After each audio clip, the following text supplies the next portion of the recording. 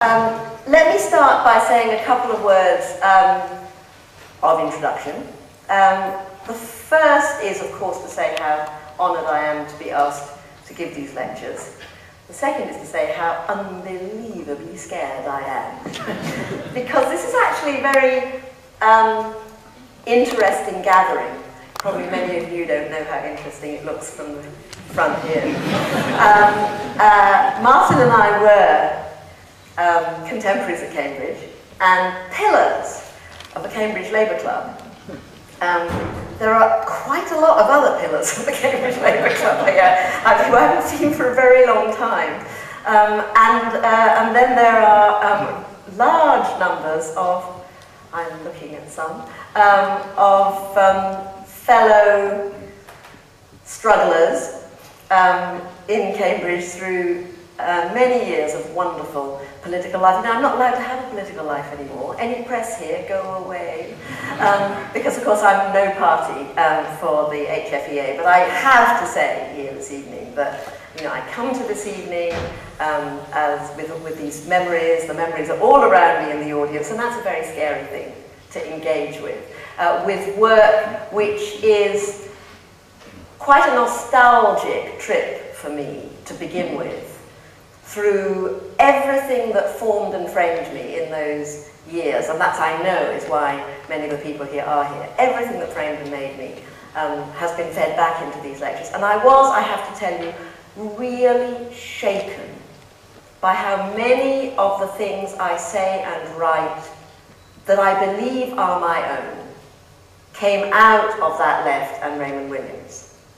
It's an extraordinary thing that happens to you when you would discover, going back in this way, that phrases that you use on a regular basis that you truly think you invented yourself, or at least took over from some broad sort of culture, come directly, verbatim, out of what you were reading when you were 19, right?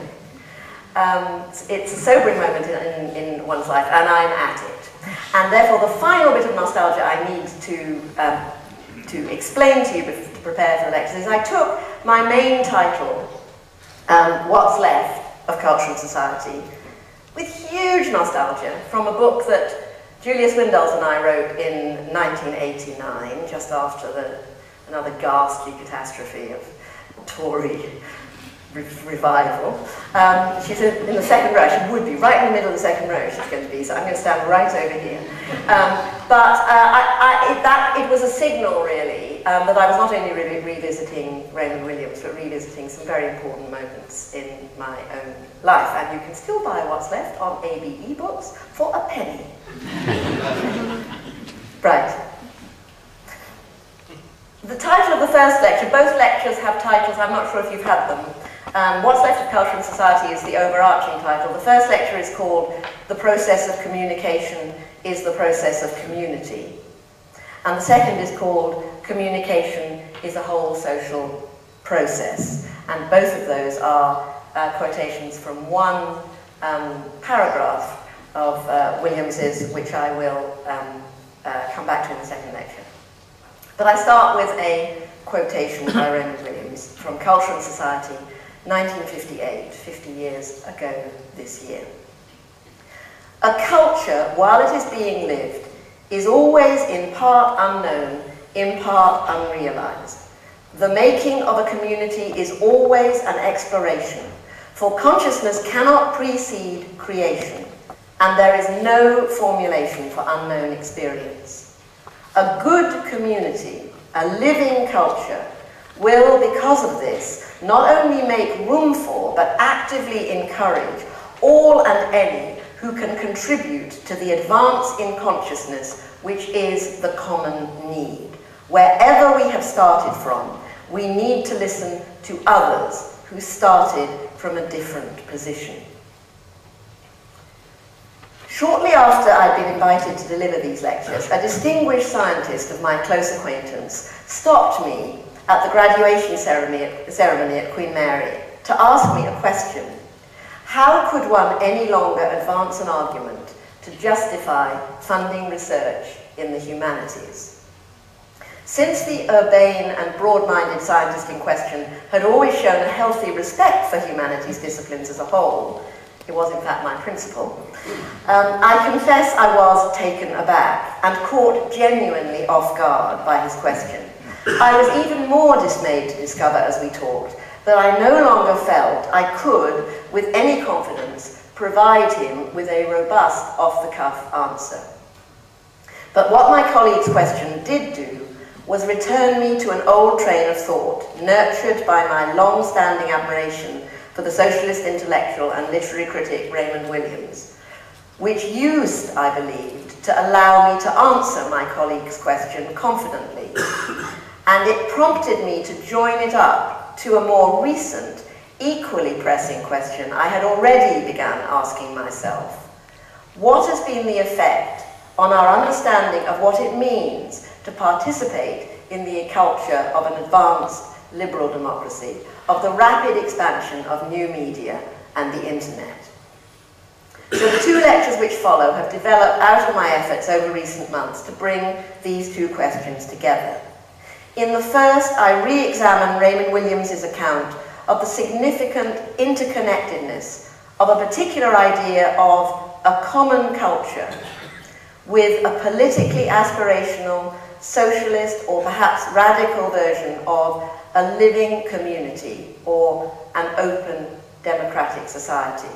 In the second, I try to extend the reach and purchase of that account to engage with some of the, for many of us, pressing issues raised by the rapid and seemingly uncontrolled expansion of mass media, popular culture, and the internet today.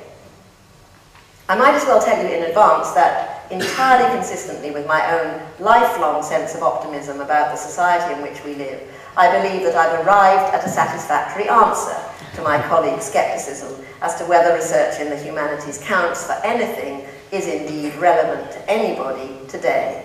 I am, of course, intensely curious to see whether I would have convinced my panel of distinguished expert respondents likewise. And I should just say, to stop you getting nervous, that the first lecture is slightly longer than the second one. So I'd agreed with Martin Harris that we might take the gap slightly. Don't get worried you're going to be here all night. It's just that laying down the Raymond Williams argument takes slightly longer than telling you everything I know about the internet. In an interview in 1968, reflecting on the intellectual and political impact of his seminal book, Culture and Society, Raymond Williams explained why the idea of culture was of such vital importance to him personally. Culture, he said, was the way in which the process of education, the experience of literature, and for someone moving out of a working class family to higher education, inequality came through. What other people in different situations might experience more directly as economic or political inequality was naturally experienced from my own root as primarily an inequality of culture, an inequality which was also, in an obvious sense, an uncommunity. This is, I think, the most important way to follow the argument about culture. In order to make apparent the full emotional weight of this statement of Williams's own sense of recognizing himself in a particular way through his engagement with culture, specifically, in his case, in the form of canonical literary and not so canonical literary texts, it's helpful to set alongside it another from his second, similarly influential book, The Long Revolution, which came out in 1961. There, Williams makes it clear how animate, not to say dynamic for him, is the relationship between the individual and art. We cannot say that art is a substitute for other kinds of communication, since, when successful, it evidently communicates experience which is not apparently communicable in other ways. We must see art, rather, as an extension of our capacity for organization, a vital faculty which allows particular areas of reality to be described and communicated. To succeed in art is to convey an experience to others in such a form that the experience is actively recreated, not contemplated, not examined, not passively received, but by response to the means, actually lived through by those to whom it is offered. For Raymond Williams, it is the individual's lived through response to art and culture that provides his or her vital connection to the community from which they come. In conversation with his contemporary Richard Hoggart in 1960, Williams gave a more specific account of his personal journey from uncommunity to community, a fully realized personal sense of belonging. And this will be more vivid for those of you who are trained in the humanities, because it makes more concrete the terms of that earlier observation. Here is how he remembers himself responding to perceived inequality of access when he arrived as a scholarship boy at Cambridge. It seemed to me I had to try to go back over the Arnoldian literary tradition, to look at it again and get it into relation with my own experience, to see the way the intellectual tradition stood in the pattern of my own growing up. As I saw the cultural tradition then, it was mainly Coleridge, Arnold, Leavis, and the Marxists, and the development really was a discovery of relationships inside the tradition, and also a discovery of other relationships, Cobbett and Morris, for example, who brought in parts of my experience that had been separate before. Getting the tradition right was getting myself right, and that meant changing both myself and the usual version of the tradition. I think this is one of the problems we are both conscious of. Remember, he's talking to Hoggart. I think this is one of the problems we're both conscious of, moving out of a working class home into an academic curriculum, absorbing it first, and then trying to get the two experiences into relation. Getting the tradition right was getting myself right, and that meant changing both myself and the usual version of the tradition. For Raymond Williams, it is in encountering and engaging with available culture that each individual will recognize his or her more or less belonging in terms of inclusiveness or a sense of being part of a communal project. In spite of the poignancy, and it's very poignant to me, it's a passage I've used many times before, of that first passage I read to you, I find it enduringly encouraging. Williams was absolutely confident that culture was the active bonding, the glue, which held a community or a society together, giving its members a sense of personal participation and an understanding of a shared social project. That was why, in the 1960s, under his towering influence, so many of us turned from the sciences to the humanities as part of a perceived urgent search for deeper understanding of the social and political structure of the society in which we lived. For those of you who don't know my CV, I came up to read maths. I read maths for 2 years, and under the direct influence of Raymond Williams, changed to English in my 3rd year.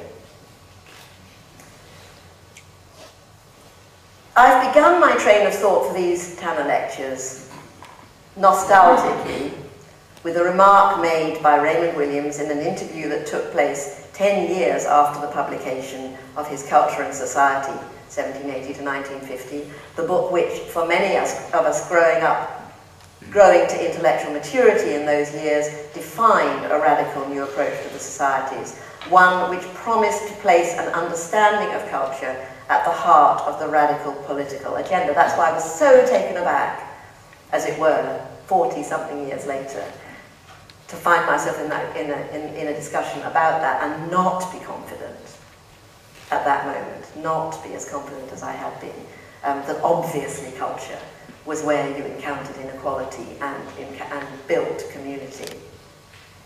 Already, I have to confess that in that first quote, I won't go back to it because otherwise I really will overrun, I truncated Williams's comment. So I will just say that that was the quote which started,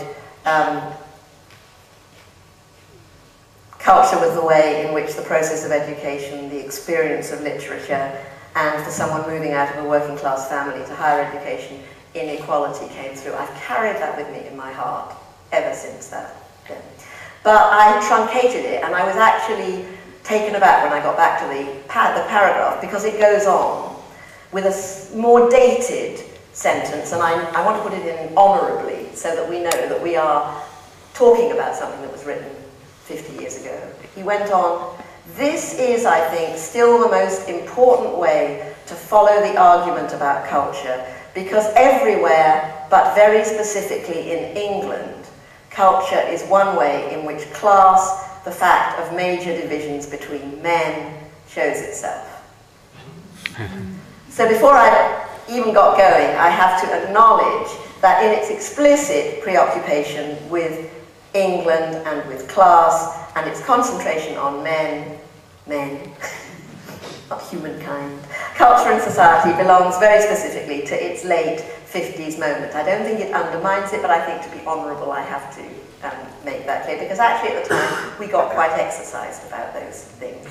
And in What's Left, the book that Julia and I wrote, we got very exercised about it. Now I discover that I'm so totally formed by it, it almost seems like throwing the chalk at the teacher, for all the impact it probably made. Nevertheless, within limitations, what I set out to explore in this first lecture is the extent to which the terms of Williams's analysis of culture in relation to his contemporary society can be adapted usefully to gain understanding of the comparable situation, predicament perhaps, in which we find ourselves 50 years later in the first decade of the 21st century. I should also admit that in my exploration I don't in fact confine myself to culture and society, but do take in The Long Revolution, published, as I say, 3 years later in 1961. In justification, I would argue that the key themes in Williams's first groundbreaking book, particularly those maintaining a tight relationship between forms of culture and forms of social organisation, were quite deeply buried in that first book and surfaced more clearly in the second. It was also in The Long Revolution, Juliet Mitchell, I have to, in the front second row, responded to with her Women, the Longest Revolution, another book that was article that was very formative for me. It was also in The Long Revolution that it became obvious that Williams's project was not simply to account theoretically for the relationship between culture and society, but to use the theoretical account as a political lever to produce a radical manifesto for culture-led social change. Whereas culture and society had been greeted by the intellectual community in Britain with admiration, The Long Revolution was attacked at the time of its publication from both the left and the right. As Williams later remembered it, the degree of hostility was quite unforgettable. And I had to digress again, because I'm a terrible digresser, to say that when I arrived at Jesus College as the first woman fellow, and went into whatever it was called, the junior parlour or the something or other, and Raymond was sitting there reading the newspaper, and I can't remember, I'd had a terrible review of my book, my first book, and Raymond said that to me again. He said, you know, "Oh, you ain't seen nothing, you wouldn't talk like that." He said, "Oh, whoa, you know, one bad review, you should have seen what happened to me with The Long Revolution." As he remembered it, the degree of hostility was quite unforgettable, and what he then reminded me was, if you are going to effect social change, people have to get a bit cross. By this time, Williams had been appointed to the English faculty at Cambridge, from where he exerted an extraordinary intellectual influence over left-leaning students. A fundamental mistrust, however, coloured his relations with the university, as I well remember. And Raymond died suddenly and unexpectedly in 1988 at the age of 65, shortly before I myself left Cambridge for the University of London. What interests me this evening is how convincingly, in engaging as he did in his years at Cambridge, largely with literary texts in quite a broad sense, Williams gives an increasingly clearly formulated and persuasive account of the way shared experience is actively lived through in culture, such that it can be used to explore and articulate our relationship with key social and political structures in order to develop an inclusive, democratic, political agenda for the future. So in moving from that sense of inequality into the exploration of culture, and where he could find himself and model himself in reaction to or in collaboration with that place, and therefore forming, as he understood it, a community, a shared community of those who had made that journey. I'm going to be saying that Williams was the trajectory of Williams's intellectual progress, and alongside his political activism, is a model that I think we can use today, and that's what I'm mostly going to do in the second lecture. So let me try and get that a bit clearer. If Williams is right, and art and culture are where each and every one of us connects emotionally with each and every one of those around us, in order to engage in an unspecified shared social project, then it continues to be important to give a sustained analysis of contemporary culture today. It ought to offer us clues as to precisely how such bonds are formed and of what kind they are or might become, allowing us to go on recognizing them as such in an increasingly unfamiliar, virtually unrecognizable, or indeed unrecognizably virtual contemporary cultural landscape. Williams's own project in relation to culture is clear and explicit in his early writings. Enshrined in the creative arts and associated social interactions are to be found the shared structures of feeling that hold individuals in all their diversity together in a community. These are the common but mostly unacknowledged patterns of belief, on the basis of which the members of a community together consent to the formal structural constraints imposed by the economic and political institutions under which they live. And I quote him again, "We are seeking to define and consider one central principle, that of the essential relation, the true interaction between patterns learned and created in the mind, and patterns communicated and made active in relationships, conventions, and institutions. Culture is our name for this process and its results." The more we understand about how the individual engages with culture and finds his or her place within it, according to Williams, the better we will understand how change takes place in the social and political structures that bind individuals together by its means. Individual engagement with culture is an active process. The work of art or culture places before its audience an object for scrutiny, which invites them to take it on board emotionally and respond. The creative act of any artist is the process of making a meaning active by communicating an organized experience to others. That's from that quote that I used a little bit back. It's what he identified as the active, engaged character of this process, which allows Williams confidently to turn to art and culture as the place where social change is articulated and engaged with by those less inclined to alter the status quo. It is, he contends, through close examination of works of art, for him especially works of literature, that we can come to understand the way in which institutional reorganization, for him industrialization, modifies, quote, the patterns learned and created in the mind, thereby permanently altering society. I quote him again, "The history of the idea of culture is a record of our reactions in thought and feeling to the changed conditions of our common life." In fact, what Williams does is robustly to answer my scientific colleague's question about the continuing relevance or otherwise of close academic study in the humanities. To see art as a particular process in the general human process of creative discovery and communication, he says, is at once a redefinition of the status of art and the finding of means to link it with our ordinary social life. Williams is talking here, as he always is, about creativity in the arts, by which he means most specifically literature, while including drama, film and TV, and occasionally painting and sculpture. But because his definition of culture ultimately extends to all creative responses to and manipulations of processes and structures of organisation produced within any given society, there is no reason why we should not nowadays include general or popular communication in the sciences and technology. That, at any rate, is what I propose.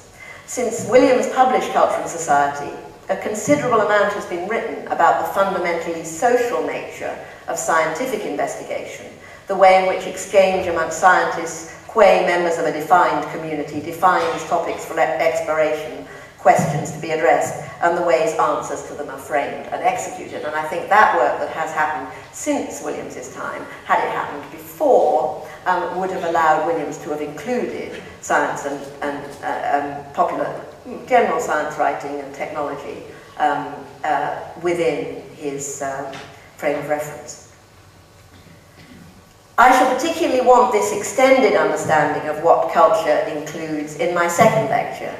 It is, in my view, the clearer understanding today that in spite of its perhaps greater claims for objectivity, science is subject to the same social formation as other forms of human interaction and communication that lends additional force to Raymond Williams's original insights, allowing us, I would argue, to extend them to account for today's much altered cultural milieu.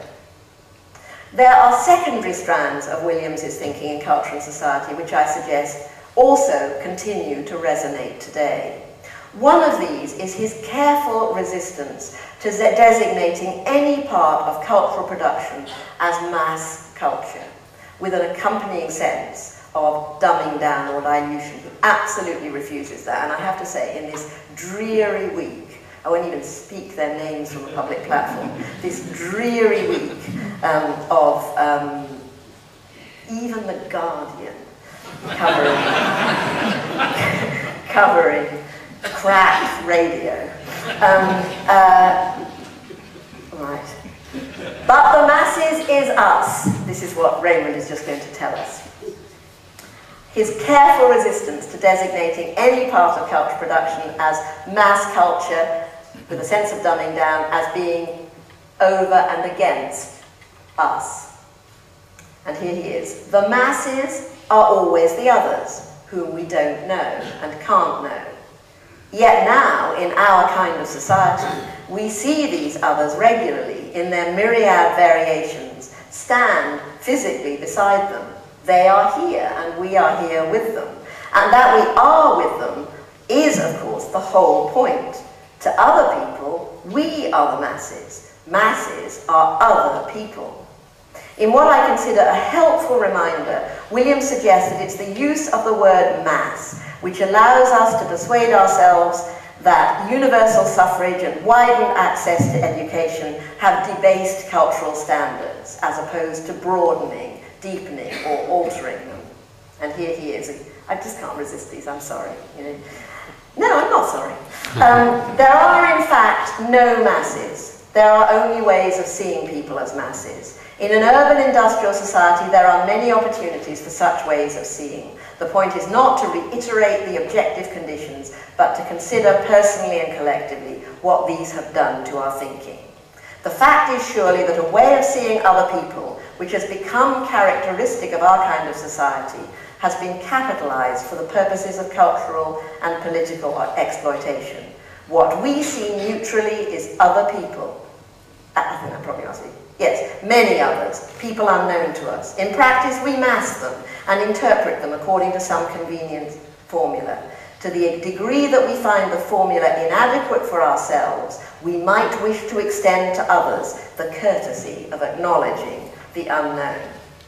We may want to hold on to this idea when we come to consider mass communications as they've developed at the beginning of the 21st century, and to heed Williams's warning not to assume that wider public access to communications will inevitably lead, at least in the longer run, to a lower quality of cultural output, to a debased idea of what most people share or believe culturally. And finally, in Culture and Society, a key component for Williams in any development of the conditions for social and political change which is culture-led is wider and broader access to education, which many people here know is extremely deep, close to my heart. It is a liberal education which provides the terms in which the culture all around us is understood, and it is the uneven reach of and access to that education which determines the way in which those from different social backgrounds engage with it. At its worst, absence of education is a precondition for a settled sense of social exclusion.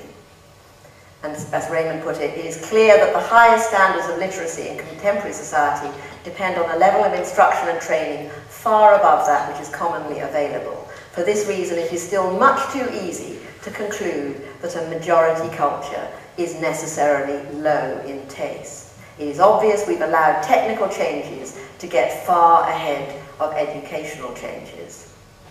At the time when Williams was writing in the late 1950s, the responsibility for training for literacy in its full sense, which is what he is asking for there, was still divided in the state sector between grammar and secondary modern schools, and the school leaving age was 15.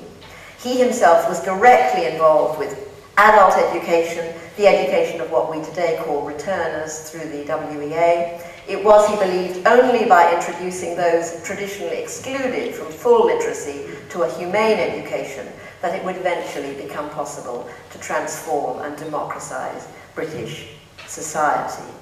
And I have a piece here that I think I might skip, which just points out, and at least one person in the audience will have wanted to draw it to my attention, that of course F.R. Leavis, who he named, remember, in that list, his Arnoldian list, also laid great stress on education, although his intellectual inspirations or aspirations were by no means socially radical, but in a very interesting way, looking back now from that distance, in the sphere of education, they have eerily, I think quite eerily for me, because I would be one of those who would have said at the time, nothing in common, but there is a kind of congruence. Writing at a time when the British education system was still deeply socially fractured, Williams argued consistently for a single integrated system. In the manifesto Britain in the 1960s, with which the second book, The Long Revolution, ends, which is totally wonderful. If you don't read anything else, read the Britain in the 1960s at the end of the Long Revolution. His insistence on the place of an education system accessible to all is categorical. My own case about social change is that the interdependence of elements which I described as a matter of theory is an argument for conceiving change on the widest possible front. The changes in emphasis in our economy, in our ordinary working relationships, in our democratic institutions and in education are all relevant to cultural change in this more explicit field. I would repeat my emphasis on the overriding educational problem, the provision of new kinds of education for the now neglected majority between 15 and 21. The growth of adult education is also relevant. According to Williams, vocational education, or education designed by a particular regime to inculcate its dogma, fails absolutely to provide that inclusivity, the possibility of responding and reshaping learned experience to one's own purposes, which is required for genuine social cohesion. The more any administration attempts to implement its own political agenda in its educational offering, the less adequate such an education is as part of a community strategy of belonging. At the same time, Williams believes that even limited engagement with the literary and artistic traditions of a community provides each individual with the tools for creative and thus inclusive thinking as a member of it. Williams's model of education is what is today labelled, borrowing a term from a discussion of internet culture, which I will move on to in my second lecture, as generative. And I will explain more about that. Not locked down to specific usages, but open to be developed and incorporated in a wider picture envisaged by the learner in his or her community. And I'd love you to hold those two of that opposition. Generative, which is pretty easy, which is about how what you have learned can be reapplied and modified and creatively expanded, moved elsewhere. Locked down which unfortunately we now know about mostly from shootings in American high schools, when everybody is confined to their building and people with guns patrol, is supposed to capture, and I think what you will see in the second lecture does capture, a kind of knowledge which is transferred to, a kind of transfer which does not allow, which specifically does not allow reuse in other forms. And the 68 struggles in Paris of the students was by students who were in vocational channels from which they felt they couldn't diverge. So that's lockdown in this terminology. As part of an agenda for change, Williams comes down firmly on the side of an educational program which acknowledges its responsibilities in giving each individual access to a culture which sustains their inclusion within the wider community. And he says, it is a question of whether we can grasp the real nature of our society, or whether we persist in social and educational patterns based on a limited ruling class, we'd probably say educated elite, a middle professional class, a large operative class, cemented by forces that cannot be challenged and will not be changed, and that's the lockdown. The privileges and barriers of any inherited kind will in any case go down. It is only a question of whether we replace them with the free play of the market, or by a public education. Doesn't that sound quaint now? Free play of the market. As of the last few weeks, we don't believe in that anymore, do we? And of course he's saying we shouldn't believe in it. Or by a public education designed to express and create the values of an educated democracy and a common culture. In spite of the inevitably dated quality of some of his articulations of key points, but not so dated, here are the Williams-derived theoretical principles I'm suggesting might still form useful components of an examination of the relationship between culture and society today. Crucially, the idea that culture plays an active part in the complex of influences which form us all emotionally and define us as participating members of our community, be that a global one or a nation state, brings the humanities back into the bigger picture as intrinsic to social and political understanding. In my own capacity as a professor of humanities, rereading Williams reminds me that what I profess is a belief in the active, shaping influence of culture upon all aspects of our everyday lives. So now, to draw this first Tanner lecture to a close, I want to take a step away from culture and society, lighten up a bit actually, and offer you some preliminary observations of my own, taking as my starting point that key idea of Williams's of the formative effect of culture on society, of the fact that culture is, quote, not passively received, but actually lived through by those to whom it is offered. If culture at all levels and of all types is a web of meaning, engaging each of us directively and actively forming our emotional understanding of our relationship to society, then it needs to be given serious consideration alongside other such shaping influences, economic, political, and social, as part of any assessment of who we think we are. This means that any analysis of social structure ought to take account of the evidence and involvement offered by cultural sources contributing to an understanding of strategies for social cohesion in general. The skills for such consideration are the powerful array of tools developed within the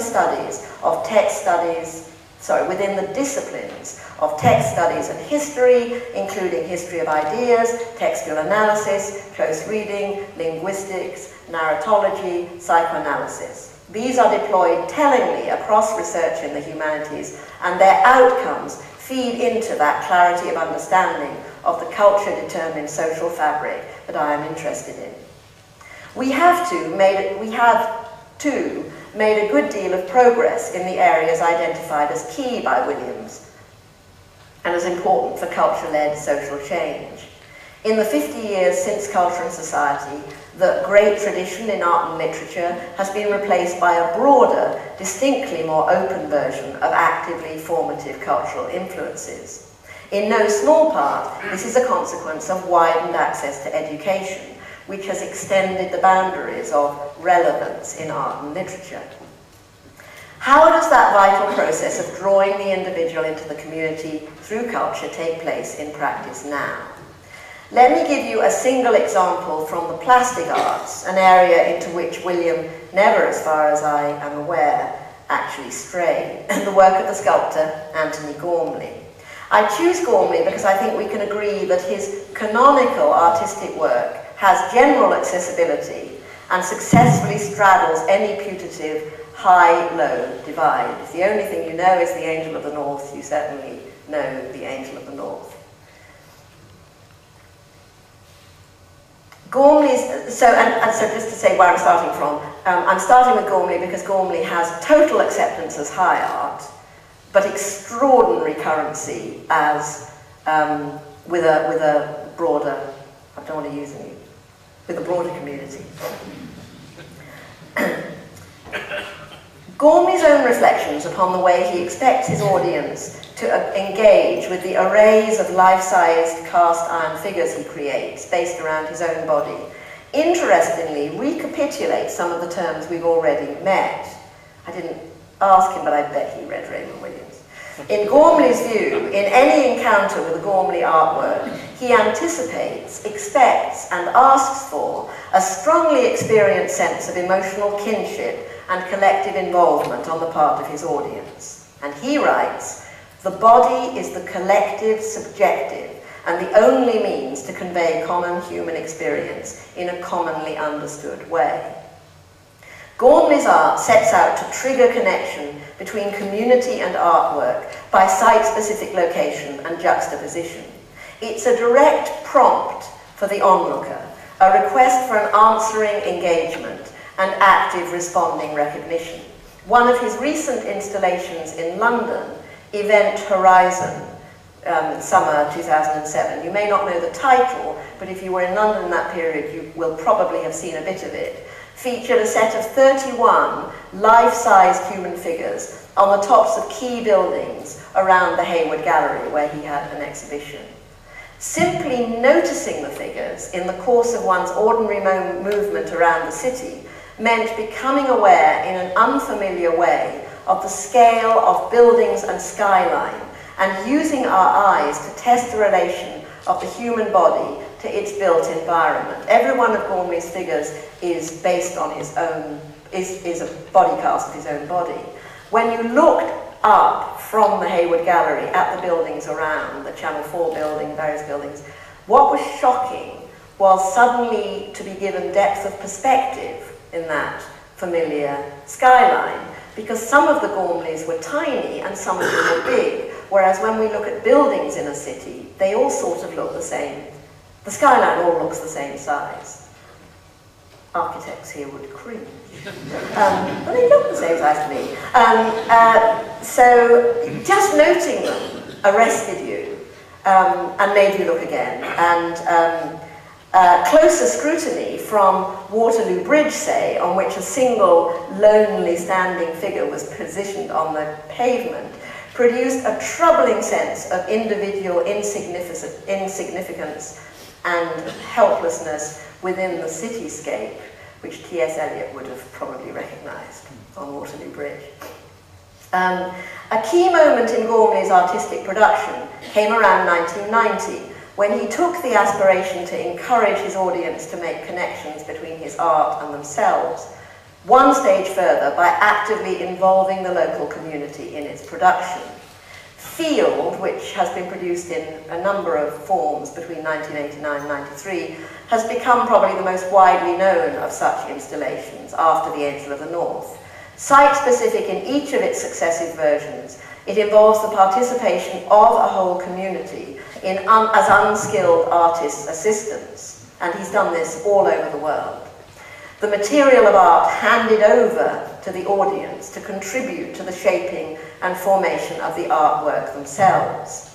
Each member of that community models a quota of pint-sized figures from clay. They're little sort of human figures with two indented eyes. And tens of thousands of locally fired terracotta figures are then arranged by Gormley to fill a carefully chosen gallery space, ideally so overwhelming it that they flood out of sight beyond the enclosure, so you can never achieve a vantage point from which to see them all.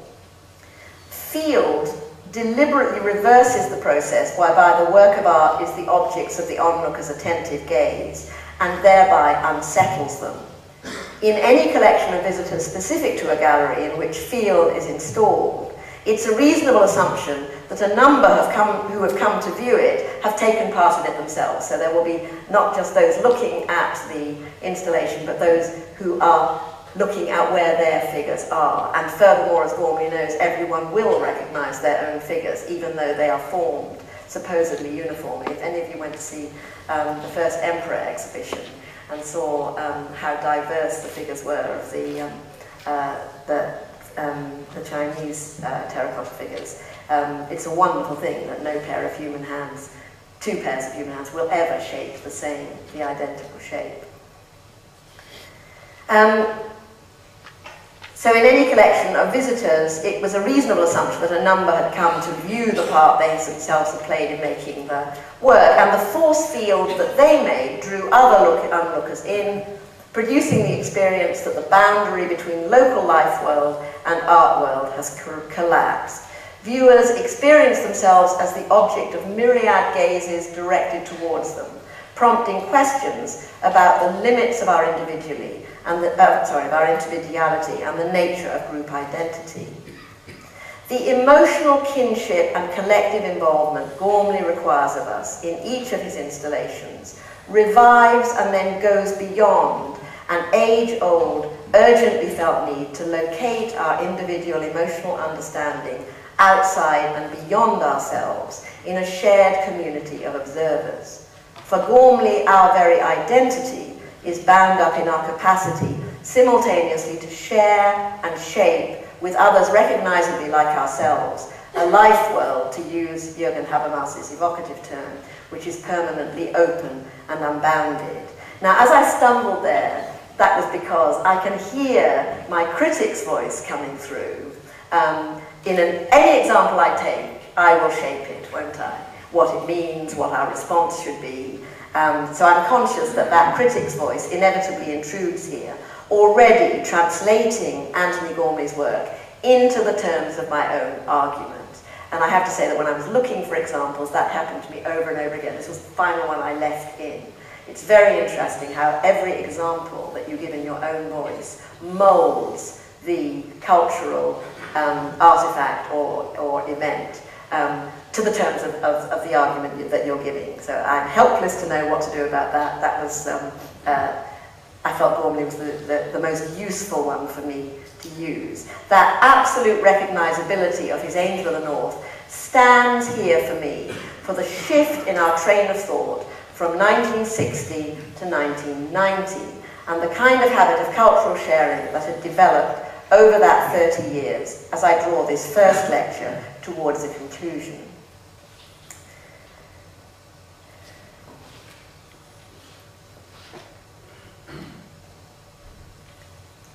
In 50 years, much of what Raymond Williams was talking about in terms of educational opportunity and inclusive classroom strategies for overcoming an immediate sense of uncommunity, inequality, on the part of those from less privileged backgrounds encountering culture, has been achieved.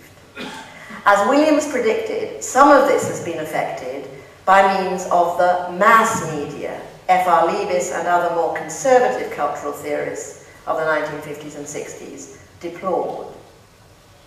The less widely read, less inclined to read, have been made familiar with the great tradition through high-quality TV and film dramatizations of classic fiction, bringing new groups of people to, for example, the 19th century novels of Dickens, Jane Austen, the Brontes, Elizabeth Gaskell. Breathtaking, accessible science, has taken us all in the company of the likes of David Attenborough to the bottoms of oceans and deep into previously unvisited wildernesses. Whole generations recall the impact on their understanding of major documentary series on TV, like Kenneth Clarke's Civilization and Jacob Bronowski's The Ascent of Man, and now the intellectually exacting history series written and presented by, say, Simon Sharma. Museums have become welcoming places for the general public, mounting great, informative, and factually scrupulous exhibitions like The First Emperor and the British Museum, with its record-breaking numbers of visitors. Such accessible experiences and possibilities have unlocked culture from the academics and the elites. So the access questions Williams raised have been transformed radically. At the same time, since the 1980s, there has been a massive increase in the 15 to 21 cohort continuing in education and in real possibilities for access to education for those who missed it the first time around. And yet, we continue to talk of the impoverishment of mass culture in the very same terms Raymond Williams cautioned us against 50 years ago. We deplore dumbing down all around us, the detrimental social effect of unscrupulous mass media and the loss of national identity. In my second lecture, I shall argue that we are still using the wrong indicators to judge the consequences of that active engagement between cultural consumer and cultural product. Fundamentally, what matters is that the culture we consume, we, the masses, be emotionally rich, open and flexible, engaging us in acts of discernment which shape our emotional understanding of our lived experience. Might there, indeed, even be redemptive qualities to much maligned reality shows like Big Brother? I want to leave you with that. Sitting by a pool in the south of France this summer, with the lead singer of the girl band All Saints, I could tell you how she came to be there, Melanie Black, but I promised I'd put her into this lecture because she was so helpful. Thinking aloud about these lectures, she explained to me that she watched Big Brother not for the production-contrived grotesque scenarios and contests, but for, and this is really what she said, the unexpected marginal incidents produced in the course of an unscripted on-screen drama between contestants acting as themselves.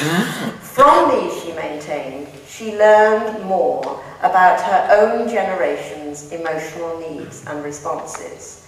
There was not, she explained, enough television in which she could find a place for herself. That was why she preferred the internet. In the tradition of soap opera, in which each episode must leave enough stories incomplete to tease the viewer into tuning in at the same time the following night, or let's say 40 minutes later, this is probably a good place for me to close this first Tama lecture. In my second, I will turn to the technologies which power the culture all around us today, and take a hard look at the ways in which new media, including the internet, are rapidly reshaping the context and forms of each and every individual's contemporary engagement with culture and society, reconfiguring the social process. Thank you.